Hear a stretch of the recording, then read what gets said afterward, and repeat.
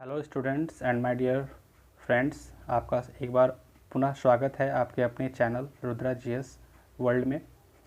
हम लोगों ने बायोलॉजी की सीरीज़ स्टार्ट कर रखी है, जिसमें पिछले क्लासेस में 3 क्लासेस हो चुकी हैं बायोलॉजी से रिलेटेड। ठीक है, अगर आपने अभी तक उस वीडियोज़ को नहीं देखा है तो प्लीज़ आपसे रिक्वेस्ट है कि जाकर आप देखें। सीक्वेंस में डाली गई हैं वीडियोज़। ठीक है, अगर आप उसको नहीं देखोगे तो आने वाली जो वीडियोज़ हैं या फिर ये भी जो वीडियोज़ हैं आपको उतने अच्छे तरीके से समझ में नहीं आएगी। ठीक है, चैनलाइज्ड तरीके से बताया गया है आपको। मैंने कल बताया था कि आज हम लोग डिस्कस क्या करने वाले हैं, सेल थ्योरी को डिस्कस करने वाले हैं। ठीक है, सेल थ्योरी को डिस्कस करने के बाद हम लोग देखेंगे कि सेल के कुछ इंटरनल स्ट्रक्चर्स को भी देखने की हम लोग कोशिश करेंगे। फिर नेक्स्ट जो अपकमिंग वीडियोज़ होंगी उसमें हम लोग एक एक इंटरनल जो ऑर्गेनल्स होंगे उनको हम लोग इंडिविजुअली डिस्कस करेंगे। ठीक है, तो बिना टाइम लिए हुए हम लोग स्टार्ट करते हैं। सेल थ्योरी, कोशिका सिद्धांत कहते हैं इसको। क्या कहते हैं? कोशिका सिद्धांत। इसी को ही हम लोग क्या कहते हैं? मॉडर्न सेल थ्योरी भी कहते हैं, आधुनिक कोशिका सिद्धांत भी कहते हैं। ठीक है, इसमें 2 नाम बहुत ही इंपॉर्टेंट हैं। ठीक है, अगर इन 2 नामों का डिस्कशन ना हो तो ये थ्योरी अपने आप में इनवैलिड हो जाती है। वो 2 नाम हैं मैथियास स्लेडन और थियोडोर स्वान साहब का। ये दोनों ही जो थे एक ही जगह से बिलोंग करते थे, जर्मनी से, जर्मन थे, साइंटिस्ट हैं ये, है ना। मैथियास साहब जो हैं बॉटनिस्ट थे। ठीक है, और थियोडोर साहब जो हैं वो जूलॉजिस्ट थे। ठीक है, इन्होंने 1838 में ये स्टेटमेंट दिया कि जितने भी प्लांट्स हैं all are composed of cells. ठीक है, जितने भी प्लांट्स हैं सभी के सभी किस चीज़ से मिलके बने हुए हैं? सेल्स से और सेल के प्रोडक्ट से। ठीक है, वहीं पे ठीक 1 साल के बाद, ठीक है, इन्हीं के पार्टनर थियोडोर साहब ने 1839 में, जो कि जूलॉजिस्ट थे, देखो इन्होंने बॉटनिस्ट थे इसलिए इन्होंने प्लांट के बारे में बताया। ये साहब जूलॉजिस्ट थे, है ना, जंतु विज्ञान से रिलेटेड थे। तो इन्होंने ये कहा कि all animals are made up of cells.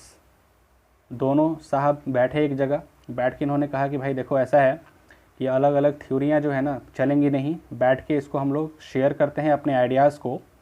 ठीक है, और एक पब्लिश करते हैं जनरल, है ना, एक थ्योरी हम लोग कंपोज करते हैं।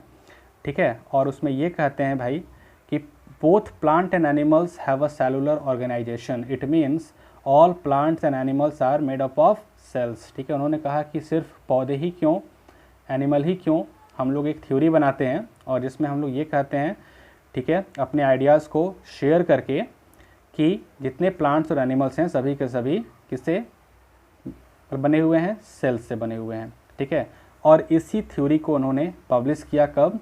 1839 में। ठीक है, 1839 में, जिसे आगे चल के हम लोग क्या कहते हैं? सेल थ्योरी कहते हैं, सेल थ्योरी के नाम से हम लोग जानते हैं। ठीक है, अब आपका ये कॉन्सेप्ट यहाँ पे क्लियर हो गया होगा कि व्हाट इज़ सेल थ्योरी। ठीक है, आपसे एक छोटा सा क्वेश्चन है, कमेंट बॉक्स में जाएंगे, ठीक है, और 2 लाइन में आप लिखेंगे, ठीक है, कि what is cell theory. Cell theory किसे कहते हैं? कोशिका सिद्धांत किसे कहते हैं? ठीक है, आप इसका आंसर मुझे कमेंट्स बॉक्स में देंगे।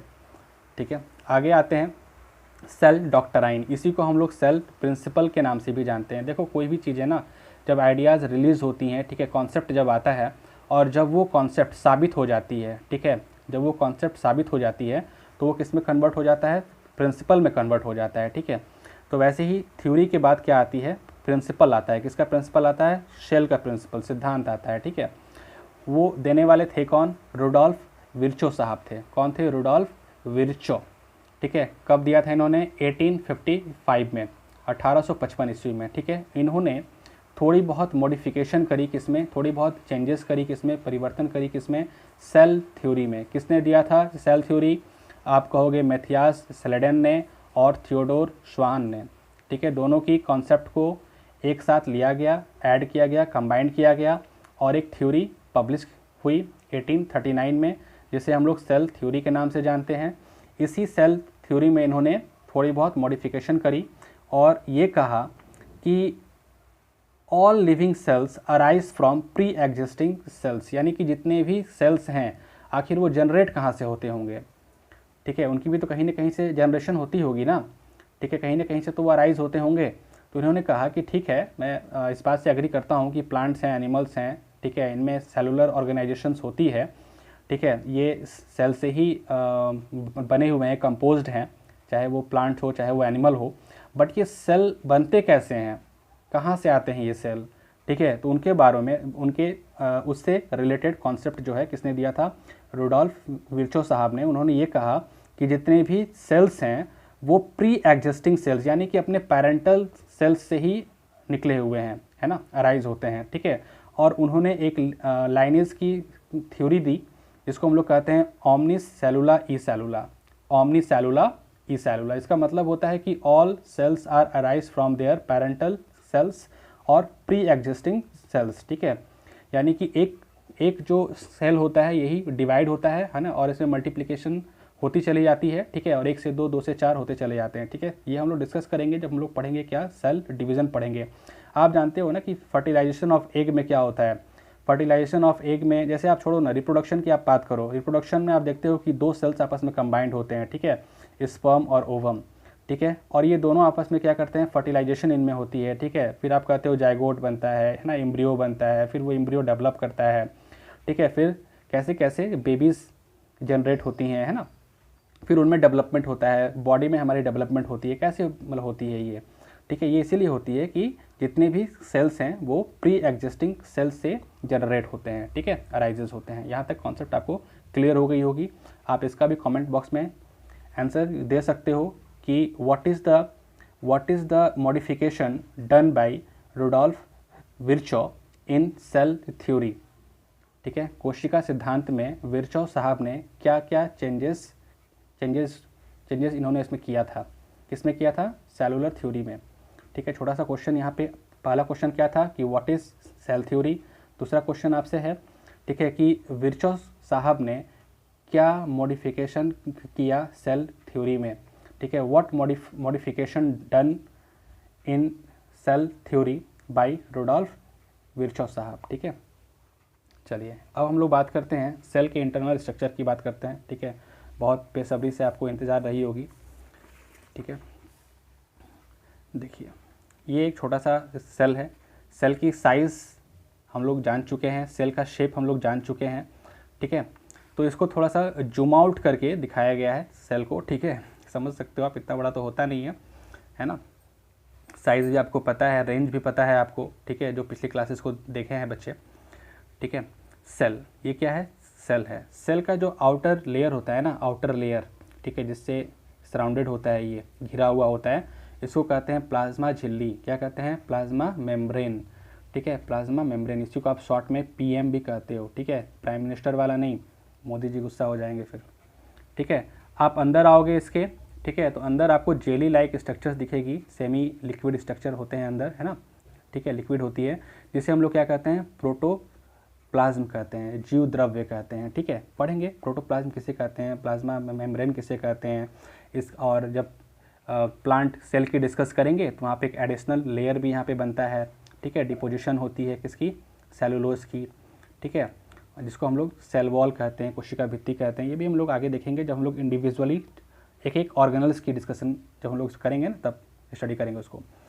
प्रोटोप्लाज्म में जब हम लोग बात करते हैं, ठीक है, प्रोटोप्लाज्म को भी 2 पार्ट में डिवाइड किया गया है, ठीक है। पहला पार्ट है साइटोप्लाज्म, और दूसरा पार्ट है न्यूक्लियोप्लाज्म। यानी कि आप जानते हो कि अगर ओवरऑल देखा जाए ब्रॉड कैटेगरी में, तो सेल के अंदर 2 ही चीज़ें हमें दिखती हैं, एक तो न्यूक्लियस दिखता है, ठीक है, और एक न्यूक्लियस के अलावे जो भी प्रोटोप्लाज्म में स्प्रेडेड रहते हैं, जितनी भी छोटे छोटे ऑर्गेनल्स होती हैं, एक वो सेक्शन है। यानी कि पूरे के पूरे प्रोटोप्लाज्म को 2 पार्ट में हम लोग क्या कर सकते हैं, डिवाइड कर सकते हैं, ठीक है। किस में, साइटोप्लाज्म में, और किस में, न्यूक्लियोप्लाज्म में, ठीक है। यानी कि न्यूक्लियस को छोड़कर आपको सेल के अंदर, यानी प्लाज्मा मेम्ब्रेन के ठीक अंदर, ठीक है, प्रोटोप्लाज्म में जो भी स्ट्रक्चर्स दिखती हैं सारी की सारी किस में आ जाएंगी, साइटोप्लाज्म में आ जाएंगी, ठीक है। और साइटोप्लाज्म को छोड़कर, यानी कि न्यूक्लियस से रिलेटेड जितनी भी चीज़ें हैं न्यूक्लियस से रिलेटेड, ठीक है, वो सारा का सारा किस में आ जाएगा, न्यूक्लियोप्लाज्म में आ जाएगा। यानी कि आप ये कह सकते हो कि साइटोप्लाज्म में वे ऑर्गेनल्स आते हैं, ठीक है, जो आउटसाइड ऑफ द न्यूक्लियस होते हैं। कहाँ होते हैं, आउटसाइड ऑफ द न्यूक्लियस होते हैं, क्लियर है। न्यूक्लियोप्लाज्म की बात करोगे तो न्यूक्लियोप्लाज्म में वो सारे के सारे स्ट्रक्चर्स हमें पढ़ने होंगे जो कहाँ पे होंगे, इनसाइड द न्यूक्लियस होंगे, यानी कि किसके अंदर होंगे, केंद्रक के अंदर होंगे, ठीक है, केंद्रक के अंदर होंगे, ठीक है। अब आप इसी को देख लेते हैं पहले हम लोग, छोटा सा है ये, है ना, देखने में छोटा सा है लेकिन बहुत ही टिपिकल है ये, ठीक है, सब कुछ कंट्रोल करने वाला यही है न्यूक्लियस, ठीक है। इसमें 3 चीज़ों को हम लोग देखेंगे, डीएनए की बात करेंगे, आरएनए की बात करेंगे और किसकी बात करेंगे, प्रोटीन की बात करेंगे, ठीक है। डाई न्यूक्लिक एसिड और राइबोन्यूक्लिक एसिड होता है, ठीक है, फुल फॉर्म डीएनए और आरएनए का, ठीक है। प्रोटीन की बात करेंगे, ठीक है, इसी में हम लोग जीन की बात करेंगे, इसी में हम लोग किसकी बात करेंगे, क्रोमोजोम की बात करेंगे, किसकी बात करेंगे, क्रोमोजोम, जिसको हिंदी में क्या कहते हैं, गुणसूत्र कहते हैं, ठीक है। आप साइटोप्लाज्म में जब आप आते हो, ठीक है, तो यहाँ पे 2 तरह की स्ट्रक्चर्स हमें दिखती हैं। एक तो वे स्ट्रक्चर्स होती हैं जो मेटाबॉलिकली एक्टिव होती हैं, ठीक है, एक्टिव होती हैं यानी कि जिनमें मेटाबॉलिक एक्टिविटीज़ होती है। इसमें क्या होता है, कैटेनेशन होता है, ठीक है, और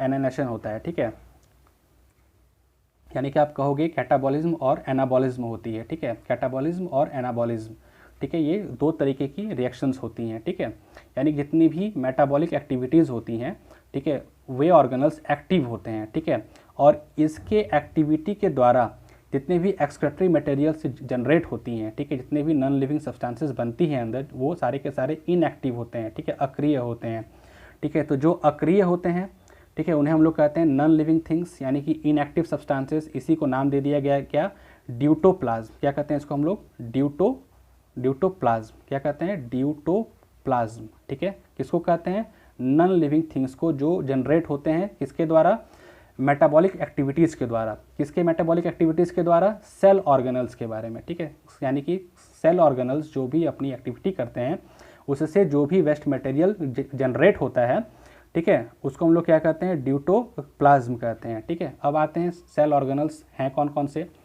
ठीक है, कौन कौन से मेटाबॉलिकली एक्टिव ऑर्गेनल्स होते हैं सेल के अंदर, उसको पढ़ेंगे हम लोग, ठीक है। ये सब इंडिविजुअली हम लोग एक एक टॉपिक को डिस्कस करेंगे, ठीक है। सबसे पहले इसका स्ट्रक्चर किसने दिया, कितने टाइप के स्ट्रक्चर्स होते हैं इसके, ठीक है, स्मूथ, रफ, होता क्या है, एंडोप्लाज्मिक रेटिकुलम, ठीक है, एंडोप्लाज्मिक रेटिकुलम। तब इस टॉपिक को हम लोग स्टार्ट करेंगे तो पूरा बिल्कुल हिंदी में भी रहेगा, इंग्लिश में भी रहेगा, ठीक है, उसमें हिंदी भी लिखी होगी इसकी, ठीक है।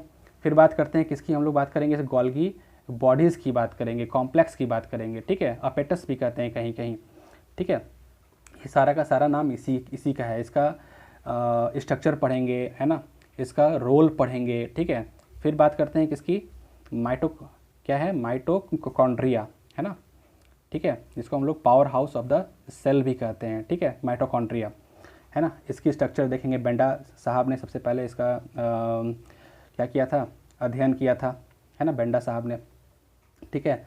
प्लास्टिड्स क्या होते हैं, प्लास्टिड्स, है ना, लवक होते हैं, ठीक है, जिसमें 3 तरीके की हम लोग प्लास्टिड्स को डिस्कस करेंगे, ठीक है। एक होता है ल्यूकोप्लास्ट और एक होता है क्या, क्रोमोप्लास्ट, ठीक है, जो रंगीन रंगीन जितने भी चीज़ें को आप देखते हो, ठीक है।